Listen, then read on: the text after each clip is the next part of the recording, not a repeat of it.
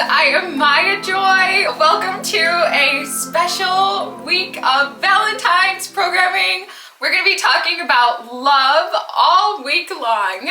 The best ages to fall in love. Trust me, your time has not passed. There are so many good ages to fall in love. So today's video is going to be based on a wonderful tool of ancient Hellenistic astrology called annual perfections. A different house in our natal chart is activated each year. Some of these houses have to do with love. So let's reveal which houses have to deal with love and when you can fall in love and how. I am an astrologer and a psychic reader, and I have seen now that many people meet the love of their life during their first house annual perfection year. The first house is the self. It represents our face. It represents like introductions. It's our introduction to the world. So you have a first house year when you are 12 years old. How many people fell in love or had their first major crush when they were about 12 years old? During a first house year, you have a strength of self. You know, during a first house year, you shine, you dazzle, you know, it's hello world, I am Maya Joy. I'm not having a first house year, but if I was, like, I would shine, I would dazzle, like, I would capture people's attention. So for that reason, during a first house year, a lot of people attract a partner. So this is when you're 12, 24, 36, 48, or 60. So you could literally be 59 right now. You could be down in the dumps because you're in a 12th house year, and that is not the best like year ever, you know.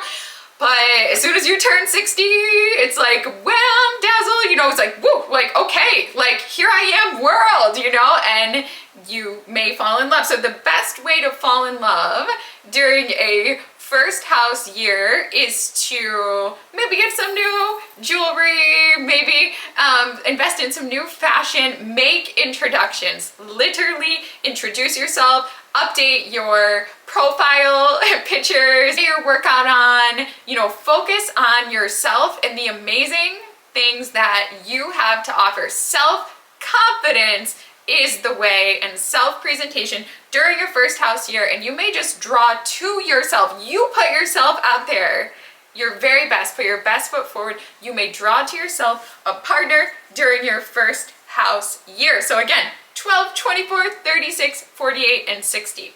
If you're not one of those ages, don't fret, because you also can have some really fun dating experiences and meet someone really wonderful when you are having a fifth house year. So fifth house is the house of dating, romance. We're having a fifth house year when we are 16.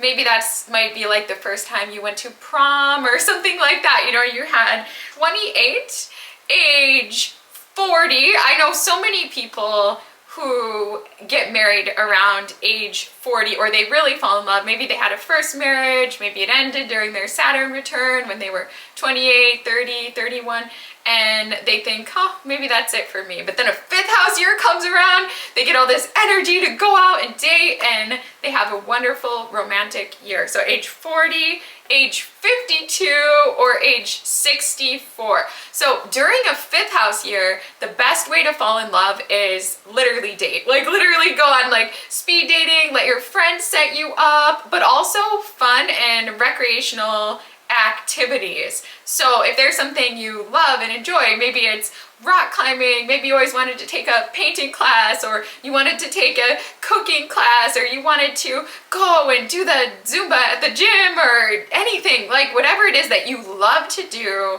that you enjoy, do those things during your fifth house year. Also, fifth house can pertain to children. So specifically, if you want to fall in love and you want to have a child, these are really good years to conceive a child, or you might actually like meet someone. Maybe you've got a young one and you decide to join the PTA, you're putting together the kids, you know, track and field day, and you look across that table and there's someone wonderful, someone single or newly single sitting across from you, and you strike up a romance that year. So by doing what you enjoy and putting out, you know, some good juju, kind of jumping in, maybe like the year before, you probably weren't really, you're probably focused on family, you weren't really that interested. During a 5th house year, go on the dates. If someone asks you out, go on the date. And you may strike up a love connection.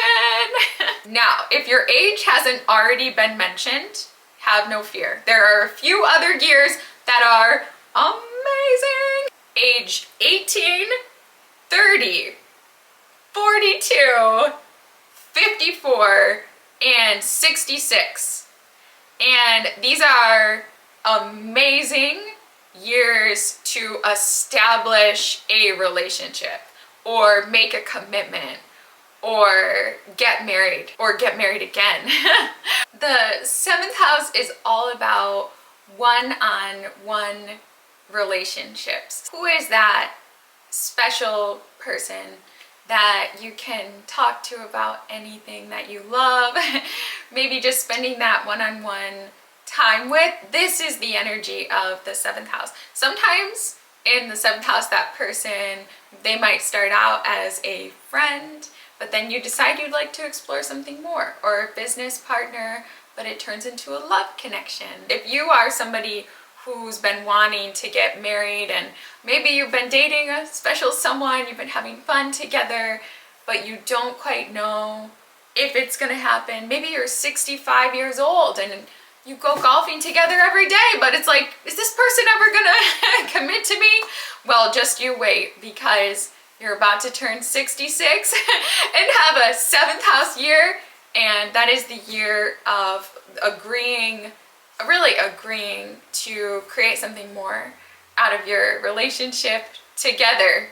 If you're interested in having me look at your chart and tell you what it says about how and when and where you will fall in love, just send me an email. I would love to help you. This week only, I am offering 15% off of my relationship reading. Just send me an email at mayasbrightstarcreations@gmail.com, and in the subject line, mention our favorite phrase, which is healthy love. So just send me an email with the word healthy love and you can get 15% off a relationship reading.